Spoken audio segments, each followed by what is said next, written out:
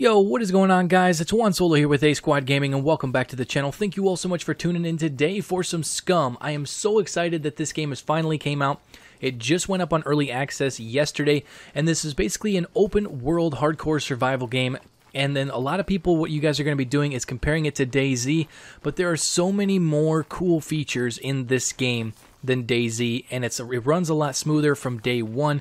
Obviously, DayZ's been in early access for over 5 years, and I'm really loving this game. So in this game, you have a crazy amount of character customization, crafting, a crazy metabolism system that kind of breaks down everything that your body, all the food and nutrients and stuff that goes into your body. You need to keep tabs on that because, for instance, if you eat too much of things that are not healthy, your character will gain weight. If you are not eating enough, you're not having a high enough calorie intake, and you're doing a lot of moving, a lot of, running and jumping and vaulting and stuff like that, your character is going to lose weight, and then you have to keep an eye on all of those things as you are playing through this game because it's a very hardcore, realistic survival game, and I cannot wait to tell you guys more about this. So first things first, character customization. When you start off the game, you're going to be doing this first, so you can go in, you can sort of kind of use the slider bar to gauge your character's age. If you're a very young character, you're not going to quite have as much experience, you're not going to have as many skill sets and stuff. So what I usually do is I usually take it right around the 40-year mark, a 40-year-old character, and then you can go down through and then you can use this slider and you can change if your character is fat, skinny, muscular, and you can kind of triangular between those three to kind of find the exact thing that you want. And based off of this, you're going to be able to put different skills in different sections with the strength, the constitution, and stuff like that, which is going to stack your character from the get-go. That being said, the more things you do in the open world, the more stuff you learn, basically the longer your character is alive, the more skills and stuff you will slowly rank up, and you'll be able to do things faster. You'll be able to have higher strength. You're going to have more experience with rifles or melee combat or, fist combat, stuff like that, as well as you'll gain endurance, running skills, all that good stuff as you play through the game. And that leads us to our next thing, which is the crafting. The crafting in this game is very, very in-depth. You can craft a boatload of things, and as well as that, you need a lot of individual items to actually craft these things that are in the game. So when you go out throughout the open world, you can find all sorts of different items, weapons, clothing, individual items that are used for crafting and stuff, and it's a lot of fun because the way the loot is dispersed currently in this game, you almost want to check every single house, every single container, every single cabinet. And then, for instance, if you want to compare this to DayZ, the looting system is much, much different. Because when you're actually looting through houses, looting through buildings and stuff, you can find items sitting around on tables and countertops and stuff like that, but the majority of your looting is going to be in actual containers. Like, for instance, you can loot trash bags, you can loot fridges, you can loot stoves, cabinets, cupboards, all sorts of different things and stuff in this game that you can loot. You can loot cars, you can loot boxes and stuff that are up on shelves. There is a crazy amount of different things to loot in this game, and you can find all sorts of cool things in all of these loot areas, these loot spawns, I guess you could say. So personally, I've been checking every single container in every single house because there is all sorts of chances to get food items, to get weapons, to get ammo, to get all that good stuff. Yes, there are certain areas around the map, like your military areas, where you're going to have like a higher chance of higher end loot, weapons, magazines, military gear, military backpacks, stuff like that. But with all that being said, there are plenty of items to loot out in the open world at all of these different locations and stuff, and then that's going to kind of bring us to our next thing that we're going to be talking about, and that is the map size. So for those of you guys that have played DayZ, you know that the map in DayZ is Chernarus. This map in SCUM is about 1/4 to 1/3 of the size, but it's still a massive map. And then also when you actually push M on your keyboard, unlike DayZ, it will actually pop up a map and it will have a little triangular arrow in the direction that you are looking, so you can kind of figure out what way you're looking as you pivot in the map, and it will tell you your exact location. This is one thing that I really felt as if in DayZ you had to use external websites to kind of figure out, and then you had to go off of landmarks or street signs or something like that to figure out a location. In SCUM, all you have to do is push M and you will actually be able to see your character on the map. This is something that I wouldn't say that this breaks realism at all. I just think it's a convenience thing, and it makes it so that finding other players, finding teammates and stuff like that, finding your friends is much, much easier than it is in, for instance, DayZ. And with that being said, this game is actually running on the Unreal Engine 4, so this is actually the same engine that State of Decay 2 used. For those of you guys that have subscribed to my channel for State of Decay 2 content, and you might be wondering, wow, this game looks really, really good.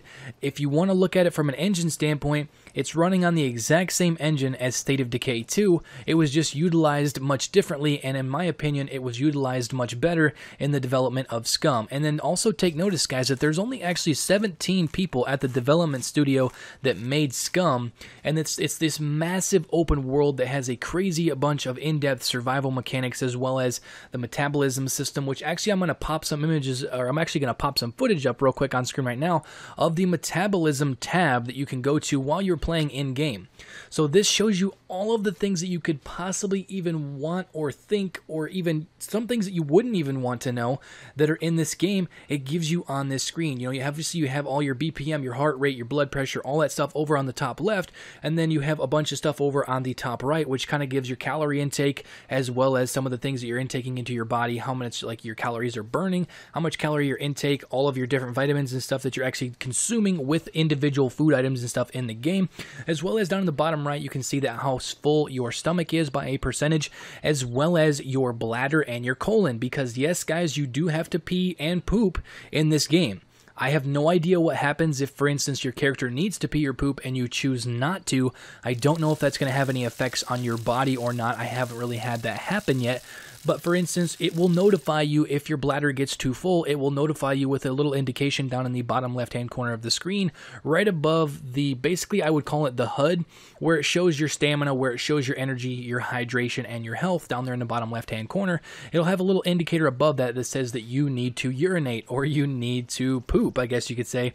And those are things that you can do in the actual game itself, and it is something that is needed, especially depending on how many calories, how much food you're intaking, and how much water you are intaking and stuff through the hydration system and whatnot.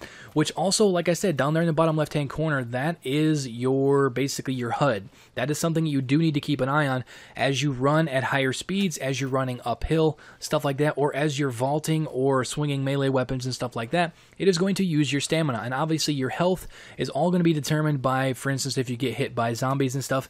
And that also brings me to another point, guys. Yes, there are zombies in this game. I cannot believe I made it almost 7 minutes into this video and I haven't talked about zombies. So the way zombies work in this game is there is a set amount of them, I guess you could say, at the start of the map, but as characters that you're playing, because all of these servers, the majority of the servers are 64-player servers, and for instance, if your character, you go in and you play on this server and your character dies, what happens is your character that died will be reanimated as a zombie, which in this game I believe they're called puppets, and that is how additional zombies are added to the map. So for instance, if there's players out there that die, they will be reanimated and turned into these puppets or zombies that walk around the map. And it works very similar, I guess you could say, DayZ zombies, except the AI of the zombies in this game is much, much better. They definitely have they can hit you harder, they can damage you much quicker, and they're a lot more hostile, I guess you could say, than the zombies of DayZ, just because of the fact that they react to you accordingly, and I think in a much better way. As well as that being said, when it comes to the military locations in this game, you have to worry about other players, obviously, because this is where you're going to find your highest tier loot items around military areas, and there is a boatload of them on the map, guys. For instance, last night when I was playing, you guys will see here that I stumbled across this random place on the map that you wouldn't even have been able to tell that it was a military installation on the map, but you will definitely know when you come across a military area that's going to have high-end loot, because inside of the fenced area, you guys will see these giant mech robots. And what these mech robots do is they patrol and guard all of the active military areas on the entire map. Most of the time between 2, 3, depending on the size of the military encampment, possibly even 4 of these mechs, which I believe they're called brutes. And what these things do is the second that they see you, they will politely ask you that you need to leave the area, and if you basically deny that, they will instantly spin up their dual miniguns that are on both arms, and if you're not quick to cover, they will kill you. And this just adds a whole nother level of, I guess you could say, I don't know, what's the word I want to use here? Just anxiety, I guess you could say, maybe. Just the unknowingness of when you're looting around at a military base, You might run into another player. You might run into some zombies, a group of zombies or something. But then either way, you do have to look out for these mechs because these things patrol around the area of military encampments. And you do have to take cover. You do have to loot accordingly because if they get you in their sights, they get a pinpoint location on you. They will not leave you alone until you leave the area or they kill you. Which, just like I said, it adds a whole nother level of just the entire scenario of, you know, I don't know, you could die at any moment in this game, and I really think that adds to the way this game plays, because you can die at any moment, whether that be coming from another player, coming from these mechs, coming from zombies.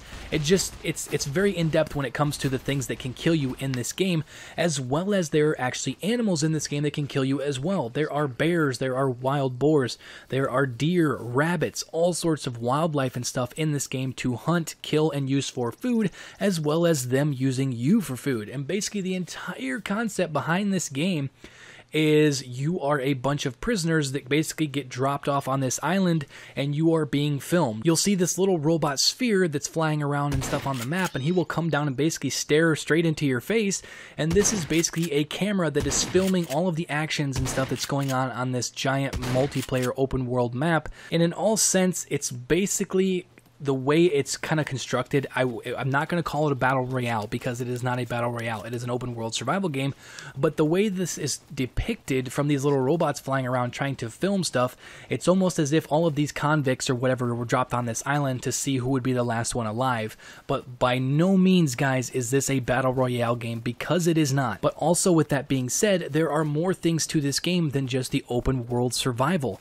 If you actually push tab, which will open up your inventory screen, and you click over to the right, you can see a tab where it shows events. There are team deathmatches and other events that you can take part in, capture objectives and stuff like that. That is more, I would guess, what you would say an arcade style of a shooter. So you will basically drop into these, drop out of these and stuff, and play just like you would be in the open world, but they are controlled environments and they are controlled modes, whether that be team deathmatch, whether that be capture the flag, those kind of things, which is kind of cool. And you can basically, at any time when there's an event about to go live, you can queue up for that event, still roam around the open world playing your game, and when the actually queue launches for that map, it'll suck you out of the game into those maps, and you don't have to worry about losing any of your loot because it is a completely separate character and stuff while you're playing in those individual matches and stuff, which I think is really cool. It gives a little bit of diversity of what you're playing. You're not always just stuck in a giant open world and stuff. And then the last thing I wanted to talk about is probably one of the big things that people are going to be asking about this game is their base building. Technically, there is not base building, there is base fortifications, so you can basically fortify house positions and stuff, which I believe at the current moment is not in the game yet, but you will be able to fortify houses, as well as you can currently build lean-tos, which are like small structures that lean up against other structures, and you can use those to kind of extra fortify houses and stuff like that. But there's not base building when it comes to future DayZ, Rust, those kind of base building is not going to be in SCUM because that's not really what they're aiming for. But the survival mechanics alone in this game go such a long way, you really don't need to worry about base building, but you can build, I guess you would call it, small crates and stuff like that you can store items in, as well as you can store items in basically anything, any house and stuff. Say you wanted to, there was a fridge in a house, you knew exactly what house that was, exactly what area that was, you wanted to stash a little bit of extra food in that fridge.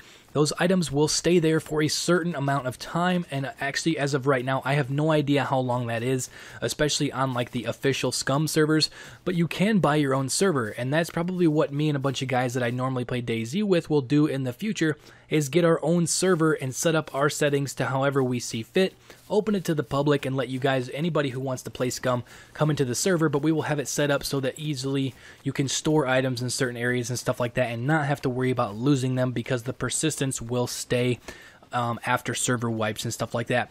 But for the most part, guys, that is pretty much going to do it for the video. I just kind of wanted to give you guys all the information I possibly could about this game that just launched on Wednesday. I am so excited. It is such a fun game to play. And for those of you guys that have played State of Decay 2 and are kind of looking for something else because you are very, very bored, and you're not playing on console, because really quick, guys, this game is only for PC currently. It just entered early access on Steam. But if for those of you guys that have a decent computer and you want to break from State of Decay 2 or something like that, This game is a lot of fun, and it is running on the same engine as State of Decay 2, so there's not really going to be too crazy much of a learning curve. Most of the controls are very similar and stuff like that, and it's a very fun game, and I cannot wait to make more content on this on the channel, do some live streams, and have a great time. But like I said, guys, that's all for the video. If you guys enjoyed it, you guys found it helpful, you guys are excited to see SCUM on the channel and want to see more videos like this, make sure to drop a like on the video. Also, if you guys are new to the channel, make sure to subscribe to stay up to date on all things and gameplay with SCUM, State of Decay 2, Ghost Recon Wildlands, and more moving forward. But that is all for now. Thank you all so much for watching, and I will catch you guys later.